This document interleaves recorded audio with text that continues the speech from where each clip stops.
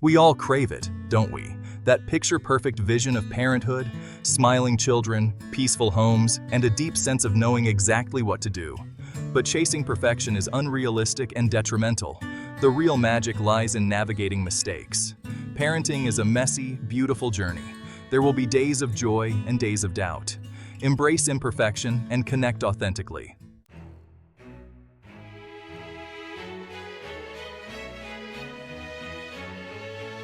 Parenting is a lot like surfing. Some days, you catch the perfect wave, gliding effortlessly with joy. Other days, you're tossed around, unsure of which way is up. Both the highs and lows are part of the ride.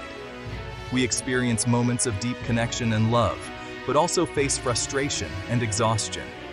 Acknowledge these emotions and find healthy ways to express them. Embrace the full spectrum of parenthood to show up authentically for your children.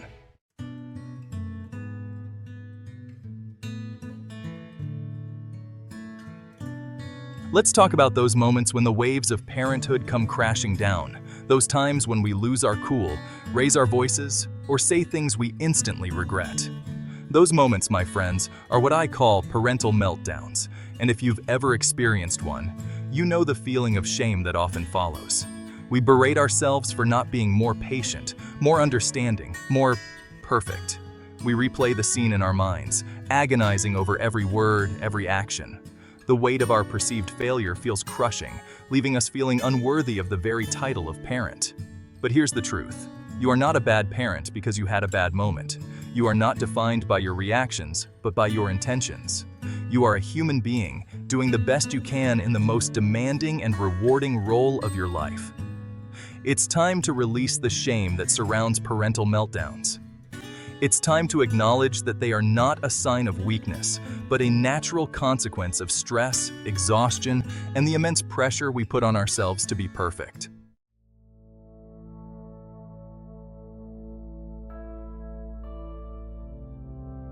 When we attach our worth as parents to our ability to remain perfectly composed at all times, we set ourselves up for failure. We begin to believe that our value is conditional, dependent on our ability to meet an impossible standard. This belief in our own conditional worthiness is a heavy burden to carry. It leads to feelings of inadequacy, self-doubt, and a fear of making mistakes. It prevents us from showing up authentically in our parenting, as we're too busy trying to maintain an illusion of perfection. The truth is, your worth as a parent is not determined by your ability to be perfect. It's not about how many times you get it right, but about your willingness to keep showing up, to keep trying, to keep loving, even when it's hard. You are worthy of love and belonging, not because of your parenting skills, but because you are human. You are worthy simply by virtue of your existence. And that, my friends, is an unshakable truth.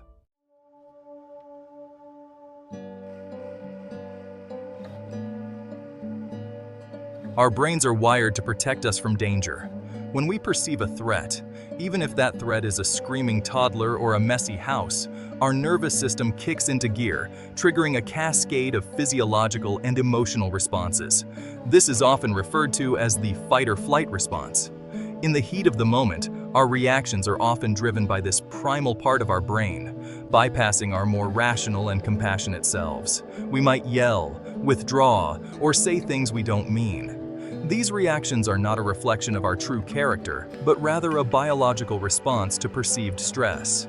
Recognizing this distinction between our reactions and our true selves is crucial. It allows us to extend compassion to ourselves in those moments when we feel most ashamed.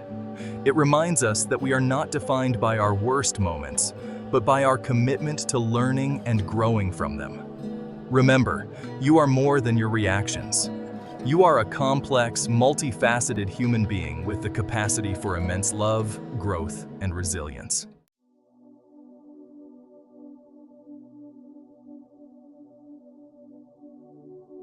In our achievement-oriented culture, it's easy to fall into the trap of equating our worth with our performance. We strive for success in our careers, our relationships, and yes, even in our parenting. We believe that our accomplishments define our value. But what happens when we inevitably fall short of our own expectations? When we make mistakes, lose our temper, or simply feel like we're not enough? If our worth is tied to our performance, then failure in any area can lead to feelings of shame, inadequacy, and self-doubt. The key to breaking free from this cycle is to untangle our worth from our performance. To recognize that our inherent value as human beings is not contingent on our accomplishments, our successes, or even our parenting skills. Our worth is not something we earn, but something we embody simply by being alive. When we understand this fundamental truth, we can begin to approach parenting from a place of self-compassion and acceptance. We can release the pressure to be perfect and embrace the messy, imperfect, and utterly human journey of raising children.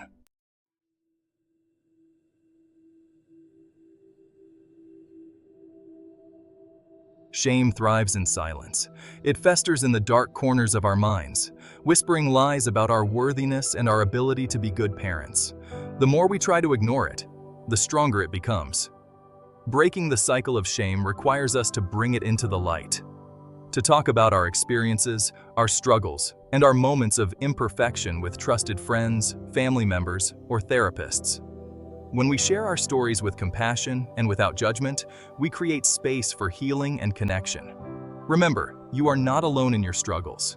Every parent experiences moments of self-doubt, frustration, and overwhelm. By sharing our stories, we normalize these experiences and create a community of support for one another. Breaking the silence around parental shame is not a sign of weakness, but a sign of strength. It's a courageous act of self-love and a powerful step towards creating a more compassionate and supportive world for ourselves and our children.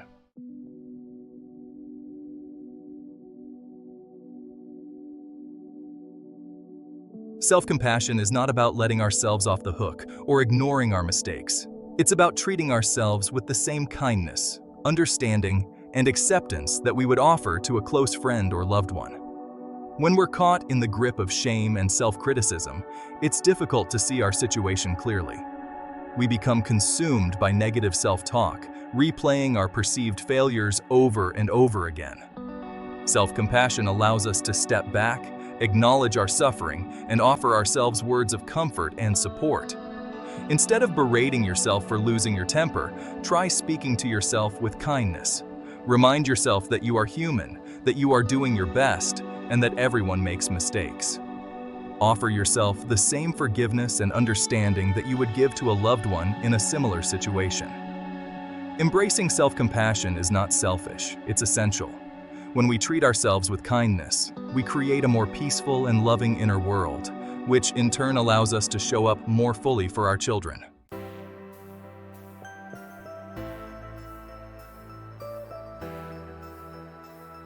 What if, instead of viewing our parenting mistakes as failures, we saw them as opportunities for growth and connection? What if, instead of trying to erase our imperfections, we embrace them as valuable lessons for both ourselves and our children? Every parenting misstep, every moment of disconnect, every raised voice is an opportunity to teach our children about resilience, forgiveness, and the power of repair. It's a chance to model healthy emotional expression, accountability, and the importance of making amends. When we approach our mistakes with curiosity rather than judgment, we can begin to see them as valuable learning experiences. We can ask ourselves, what triggered this reaction in me? What can I learn from this experience? How can I do differently next time?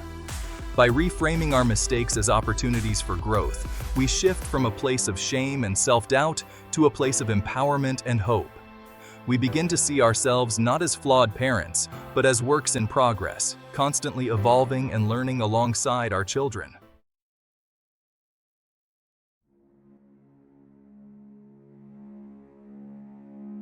Parental meltdowns are inevitable, moments when our reactions don't align with our intentions. Self-compassion is crucial, releasing the shame that accompanies these moments. But what happens after the meltdown? Repair is not just saying I'm sorry, it's about acknowledging the impact, taking responsibility, and rebuilding trust.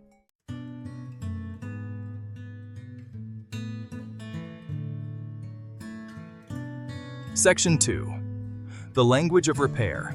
Speaking to your child's heart. Children, especially young children, don't always have the language to articulate their feelings. When we respond to their emotional outbursts with logic or explanations, we miss an opportunity to connect with them on their level. Instead of saying, "Don't be upset, it was just an accident," try reflecting their feelings back to them. "I see you're feeling really sad and hurt right now. It's okay to feel that way." This simple act of validation can be incredibly powerful. It lets your child know that their feelings are heard, understood, and accepted. When we model empathy and emotional literacy, we empower our children to develop a deeper understanding of their own emotions. We give them the tools to navigate challenging feelings in healthy and constructive ways. Remember, the goal of repair is not to erase the hurt, but to acknowledge it, sit with it, and ultimately, to heal from it together.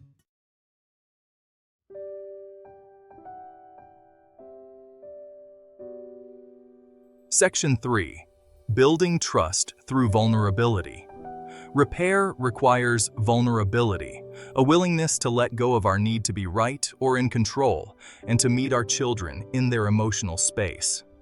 It's about acknowledging our own imperfections and showing our children that we are all works in progress. When we apologize to our children, we're not admitting defeat. We're demonstrating strength. We're showing them that it's okay to make mistakes, to take responsibility for our actions, and to seek forgiveness. We're teaching them that relationships are built on a foundation of honesty, vulnerability, and mutual respect. Children are incredibly forgiving, especially when they feel seen, heard, and understood.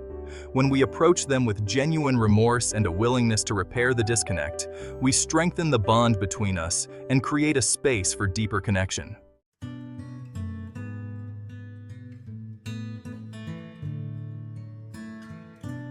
Section 4. Shifting from blame to understanding. When conflicts arise, it's easy to get caught up in the blame game. We point fingers, make excuses, and try to justify our actions. But blame only serves to create further distance and resentment. Repair requires us to shift our focus from blame to understanding. Instead of asking, "Whose fault is this?" we can ask, "What happened here? What were we each feeling and needing in that moment?" When we approach conflict with curiosity rather than judgment, we create space for empathy and compassion. We begin to see the situation from multiple perspectives and to understand the underlying needs and emotions that contributed to the disconnect.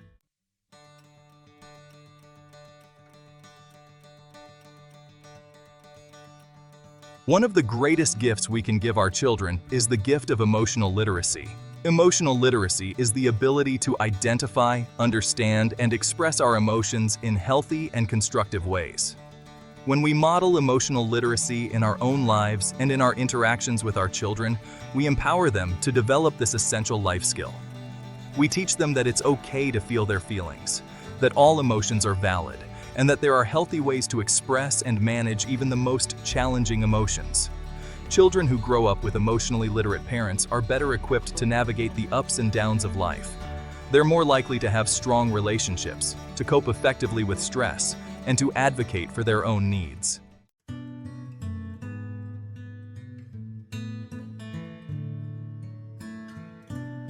Conflict is an inevitable part of any relationship, especially within families. How we choose to navigate conflict, however, can either strengthen or damage our bonds. When we model healthy conflict resolution skills, we teach our children valuable lessons about communication, compromise, and respect. We show them that it's possible to disagree respectfully, to find common ground, and to emerge from conflict with stronger relationships. Some key elements of healthy conflict resolution include active listening, paying attention to what the other person is saying, both verbally and non-verbally, without interrupting or judging. Empathy, making an effort to understand the other person's perspective and feelings, even if you don't agree with them. Compromise, being willing to find solutions that meet the needs of both parties involved. And forgiveness, letting go of anger, resentment, and the need to be right.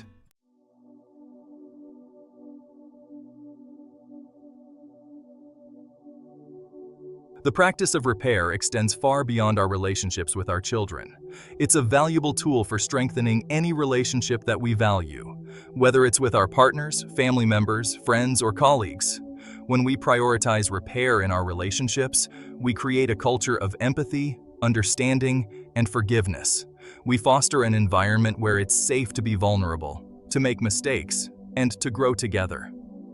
The ripple effects of this practice are profound. When we learn to repair our own relationships, we model these skills for our children, who in turn carry them into their own relationships. We create a more compassionate and connected world, one repaired relationship at a time. Imagine what it feels like to have your feelings acknowledged and understood, not dismissed, but truly seen and heard. For a child, this is a profound gift. It nourishes their sense of self and emotional regulation. Your feelings matter. Their emotions are valid. They can trust us to handle their big feelings. This emotional safety is paramount.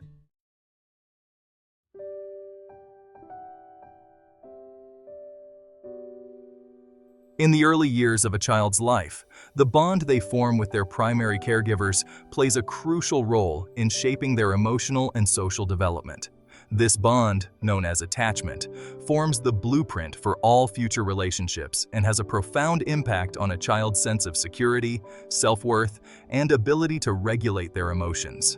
Secure attachment is characterized by a child's feeling of safety, security, and emotional availability from their caregivers.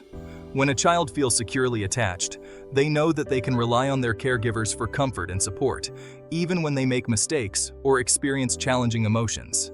This secure base allows them to explore their world with confidence, to develop healthy social skills, and to form strong, resilient relationships throughout their lives. Repairing after a disconnect is essential for fostering secure attachment. When we acknowledge our mistakes, express remorse, and work to reconnect with our children after a rupture, we're demonstrating that our love for them is unconditional and that our bond is strong enough to withstand the inevitable challenges of family life. These experiences of rupture and repair teach children that relationships can heal, that forgiveness is possible, and that love can endure even in the face of conflict.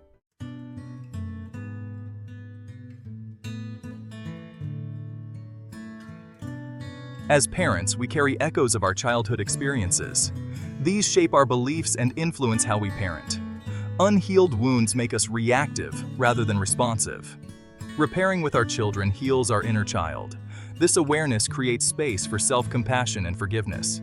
By breaking cycles, we create a loving environment and heal our hearts.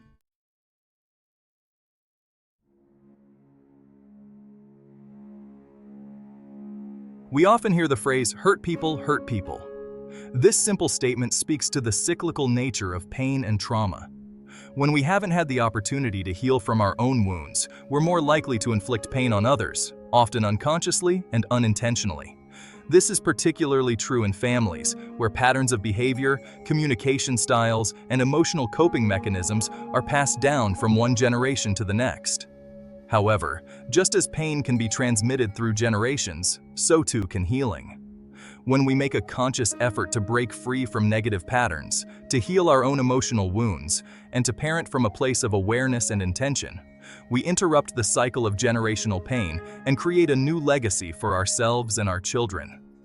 Repairing after a disconnect is a powerful act of breaking the cycle.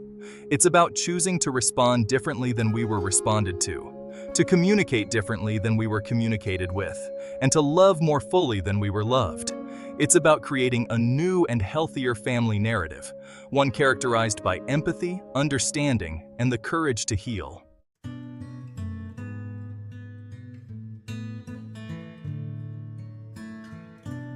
As parents, we're constantly being pulled in multiple directions.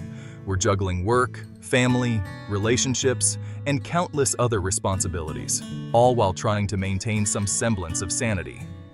It's no wonder that we sometimes find ourselves reacting to our children's behavior from a place of stress, exhaustion, or overwhelm. Emotional reactivity is a normal human response to stress. It's what happens when our fight-or-flight response is triggered, bypassing our more rational and compassionate selves. When we're in a state of emotional reactivity, we're more likely to say or do things we later regret, to escalate conflicts, and to create distance in our relationships. Emotional responsiveness, on the other hand, is a more mindful and intentional way of responding to our children's emotions. It involves pausing before reacting, taking a moment to regulate our own emotions, and choosing a response that is grounded in empathy, understanding, and connection. Repairing after a disconnect is an essential part of shifting from reactivity to responsiveness. It's about acknowledging our triggers, taking responsibility for our actions, and making amends for any harm we've caused. It's about showing up for our children with patience, compassion, and a willingness to work through challenging emotions together.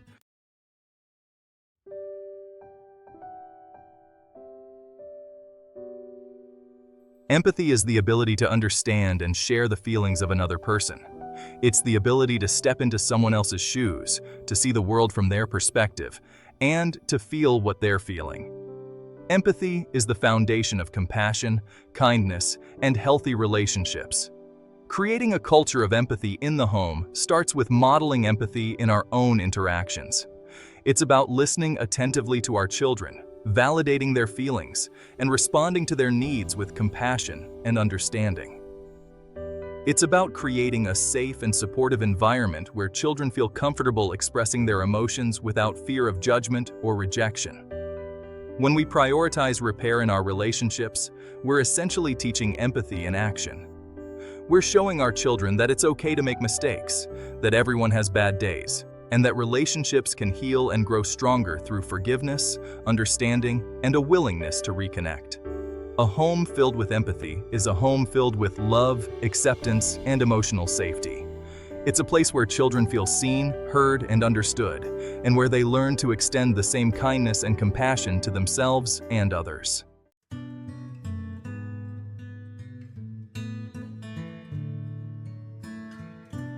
Section 7. The long reach of repair, raising emotionally secure adults.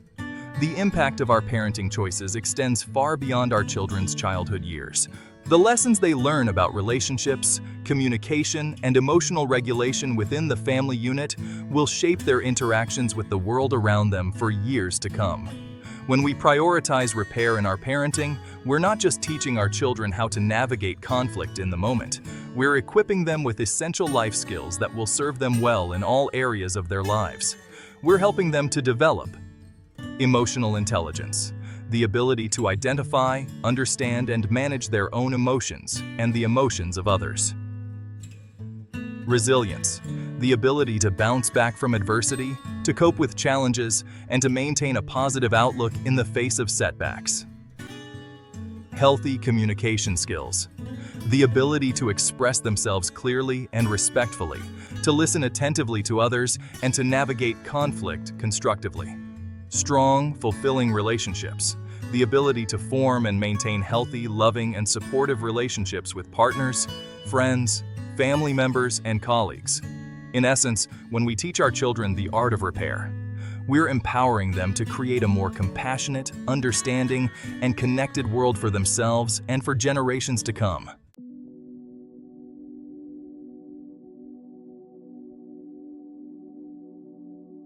Section 1. The courage to forgive ourselves. The first step in repair. Before we can truly repair a disconnect with our children, we must first turn inward and offer ourselves the same compassion and understanding that we would extend to a loved one. This means confronting the often uncomfortable truth that we, as parents, are imperfect beings, capable of making mistakes, losing our patience, and sometimes acting in ways that don't align with our values. It means releasing the grip of shame and self-judgment and embracing the liberating truth that our imperfections do not diminish our worthiness as parents. Forgiving ourselves for our parenting missteps is not about condoning hurtful behavior or absolving ourselves of responsibility. It's about acknowledging our humanness, recognizing that we are all works in progress, and extending the same grace to ourselves that we would offer to a friend who is struggling.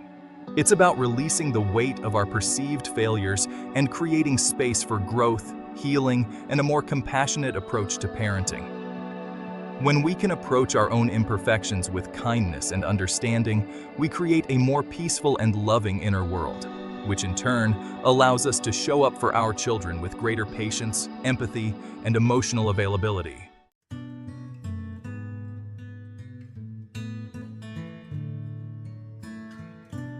Section 2. Approaching our children with humility and authenticity. Once we've begun the process of self-forgiveness, we can approach our children with the humility and authenticity required for genuine repair. This means letting go of our need to be right, to control the narrative, or to protect our ego.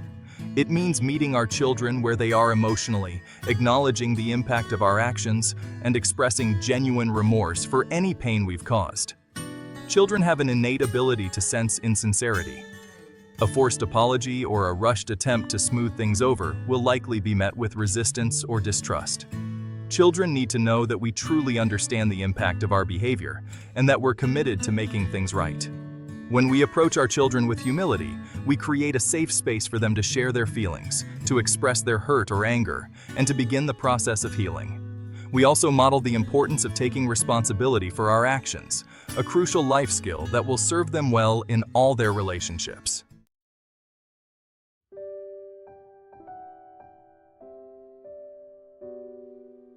Section 3. Creating a safe space for dialogue and connection. Repairing a disconnect with a child is not a one-time event, but an ongoing process that requires patience, empathy, and a willingness to truly listen and understand. It's about creating a safe and supportive space for dialogue, where children feel heard, validated, and respected. Start by choosing a time and place where you can talk without distractions or interruptions. Put away your phone, turn off the TV, and give your child your undivided attention. Use nonverbal cues to communicate your openness and receptivity, such as maintaining eye contact, leaning in slightly, and using a gentle and compassionate tone of voice. Remember, the goal is not to rush to a solution or to minimize your child's feelings. It's about creating a space where they feel safe enough to share their experience, to express their emotions, and to know that they are loved and accepted unconditionally.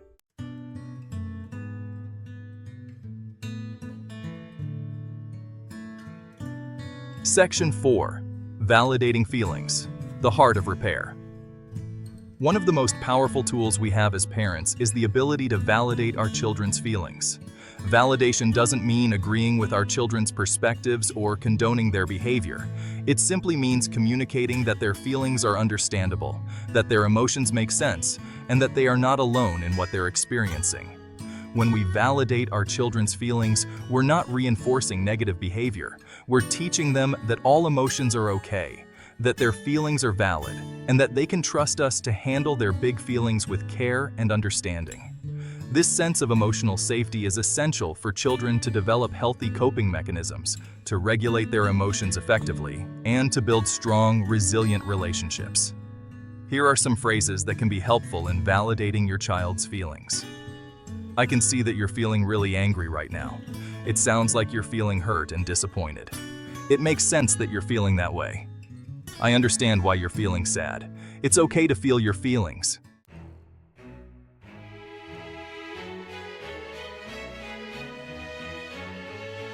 Section 5. Collaborative problem solving, empowering children to be part of the solution. Repairing a disconnect is not just about apologizing or making amends. It's also an opportunity to teach our children valuable life skills, such as problem solving, communication, and conflict resolution.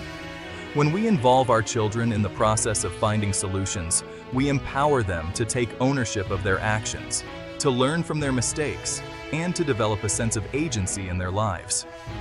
Start by brainstorming together about possible solutions. Encourage your child to share their ideas, even if they seem unrealistic or impractical. The goal is to create a space for open dialogue and creative thinking, where all voices are heard and respected. Once you've generated a list of potential solutions, discuss the pros and cons of each option together. Help your child to weigh the consequences of their choices and to make decisions that are in alignment with their values and the needs of everyone involved. Remember, the goal is not to force a particular outcome, but to guide your child toward making choices that are thoughtful, respectful, and responsible.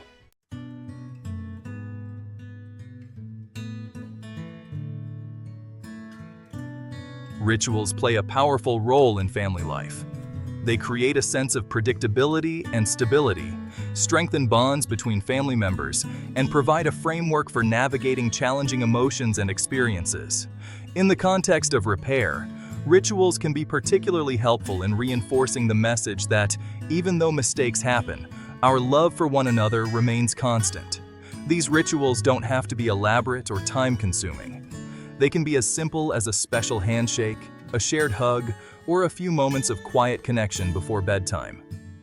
The key is to choose rituals that are meaningful for you and your child, and to incorporate them into your daily routines in a way that feels natural and authentic. Over time, these rituals will become powerful symbols of your love, forgiveness, and commitment to one another.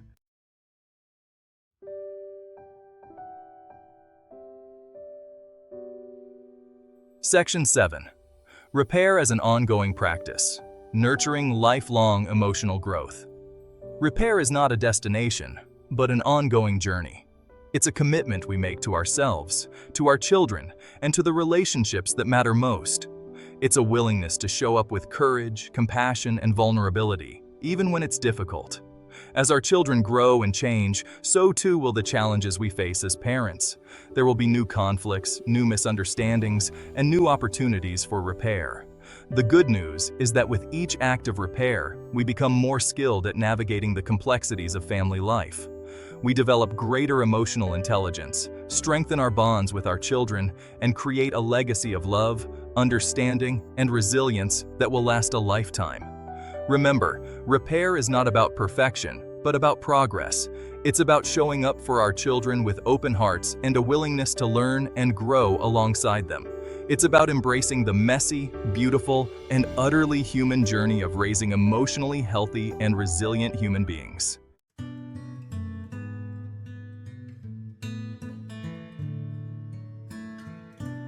Section 1. Repair, the bridge to deeper connection. As we've explored throughout this journey, the act of repair is not merely about mending a single broken moment. It's about weaving a stronger, more resilient fabric of connection in our most cherished relationships. It's about acknowledging that conflict and disconnection are inevitable threads in the tapestry of human experience, but that they don't have to unravel the bonds we hold dear. Think of repair as a bridge we build, brick by brick, over the inevitable ruptures that arise in any close relationship. Each act of self-compassion, each heartfelt apology, each moment of genuine listening and validation lays another sturdy brick in that bridge, allowing us to cross over from a place of disconnection to a place of deeper understanding, empathy, and love. Just as a bridge requires constant maintenance and care to withstand the test of time and the weight of what crosses over it, so too do our relationships require ongoing effort, intention, and a willingness to show up, even when it's challenging. But the rewards of this effort are immeasurable. Stronger bonds, greater intimacy, and a profound sense of belonging and connection that nourishes our souls and fuels our capacity for love and joy.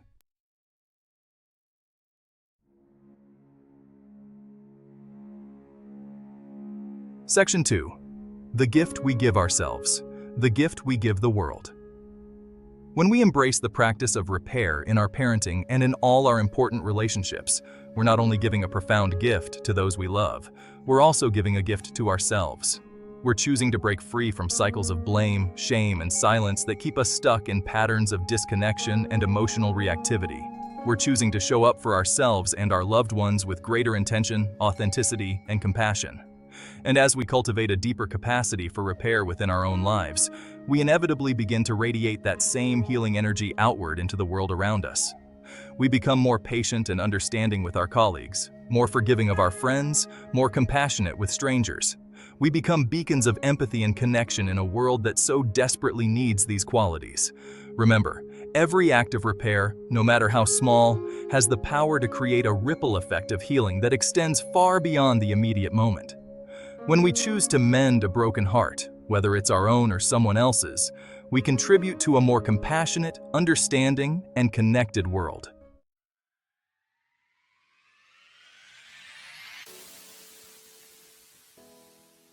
Section 3. Embracing the imperfect, embracing the possible. As we come to the close of this exploration of repair, I want to leave you with a simple yet profound truth. Perfection is not the goal. Connection is. It's in the messy, imperfect spaces of rupture and repair that our most authentic selves emerge and our deepest bonds are forged. So, let us release the pressure to get it right all the time. Let us embrace the stumbles, the missteps, and the inevitable moments of disconnection as opportunities for growth, learning, and deeper connection. Let us show up for ourselves, for our children, and for the people we love with open hearts, open minds, and a willingness to keep building those bridges of repair, brick by brick, until the very end.